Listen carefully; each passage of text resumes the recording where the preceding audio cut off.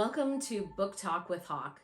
This is the OG, and no better book to begin with than from one of my probably most life-shifting authors, Michael Singer. When I started to realize that there was more to expanding as a business professional than all the business books on marketing and sales and leadership, and actually there was a need to step into coming home to self, to really understanding the true self, that was actually where leadership in business grew from. Michael Singer and the Untethered Soul was the first book that I dove into. I'm pretty sure it was from one of Oprah's recommendations, and it was a fabulous recommendation because it shifted all the perspectives that I had been raised with.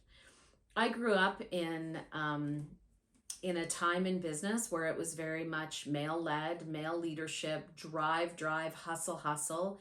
And I am not one of those people that's here to say that that's wrong. I believe that coexists with the nurturing and the harmony and the flow and all of that. So I think we're really in an era where we want to find a way for those things to coexist. So I'm thrilled that I actually have those experiences, and now I'm thrilled to be able to expand with things like this book, with experiences and insights from leaders like Michael Singer. So this newest book from him, The Surrender Experiment, I happened to put in my suitcase on a recent trip, and it was a business trip for my husband. So I was going to Punta Cana to see and meet people I had never spent time with before. And there's a reason I'm telling you that as this book unfolded. So as we were on the flight, I started reading it, and I was noticing some of my traditional sort of ego mind thought processes of, am I worthy? Are people going to like me? How am I going to be able to meet people? Confidence barriers, all of those things that we all can struggle with, imposter syndrome, the typical type of things. And as I read this, I realized how critical the timing was, because it reminded me that I needed to get out of my mind and to truly let the thing flow, to let conversations flow, to let connections flow, to let me be and let me flow. And I kept playing with it. I kept experimenting what that was like and the impact that it had on those connections. And it was beautiful, and it was amazing, and it was real. And I came home realizing just how much we all need this right now, how much we need to surrender to the flow of life, to the nudges that come our way, to the breadcrumbs that are put in front of us. And I thought back to moments where the nudge was there and my mind talked me out of it. You ever had that experience? Yeah. So let me walk you through the book a little bit. The Surrender Experiment. So Michael starts with really, it's a journey through his own experiences into becoming a life of experimenting with surrender. And through that, we get the opportunity to learn how to do more of that for ourselves. And so I'm really grateful that he actually took the time to put this into words and to share his experiences so that we could learn from them. So he starts by telling us all about his waking up. He actually is a PhD student in economics, and so was studying his doctrine and realized there was another way. And don't we all need another way right now? So he shares what that was like for him, which I learned so much from. And then he starts to explore the great experiment and how it began for him. So he's sharing it more from the perspective of realizing that solitude was important, realizing that taking time out to meditate was important, realizing that having time away from others to explore where this other voice inside of him was coming from, and really learning to accept. And so that's really powerful. Then he starts to talk about from solitude to service. So recognizing that solitude is a part of it, that those practices and rituals for yourself are really important.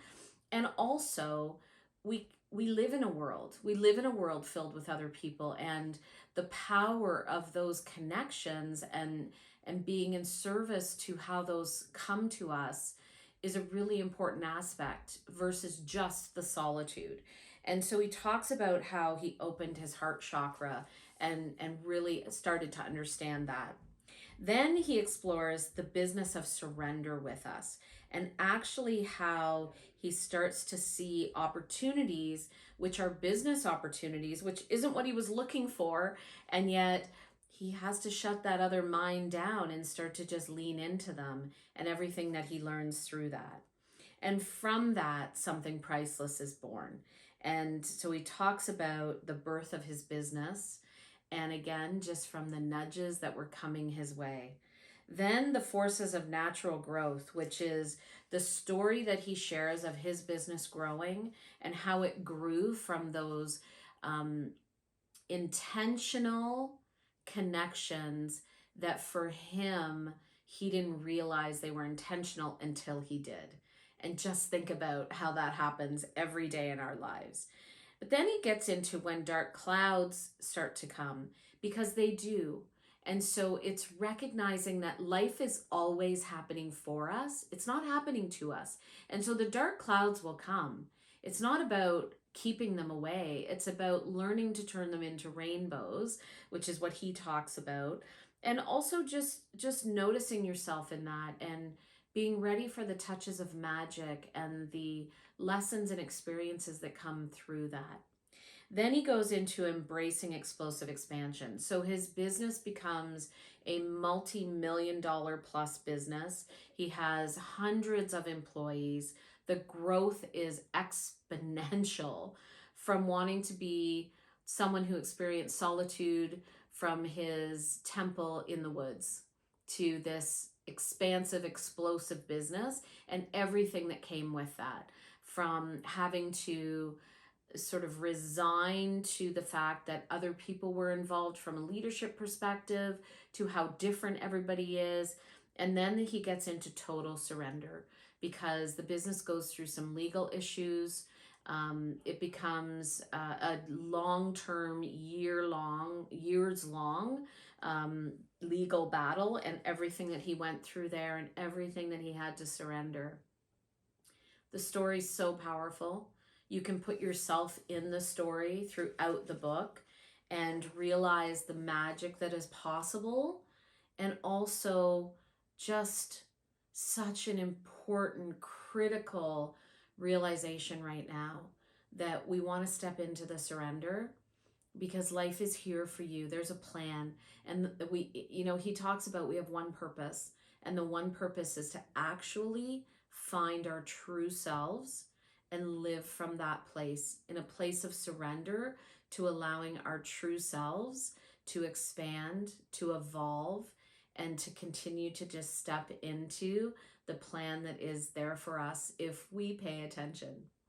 I highly recommend this book. I will put the link in below to grab a copy for yourself. And also I will share a way that you can just grab an overview if you like. I know that the inspiration for starting this YouTube channel is that so many of my friends and customers actually are like, Lori, please don't make me read the book. Just give me all of the key insights from it. And I love to do that. It's one of my gifts. And so I'm so thrilled to share that. So I'll share how you can buy the book, but I'll also share how you can just grab a copy of the key insights for yourself. We live in a busy world, and that might be the best way that you get your nudge. Either way, all the content will be below, and come back. We'll be sharing a new book, and from areas of personal development, organization, leadership, just you really leaning into your true self. So thrilled to have you here, and we'll see you again soon.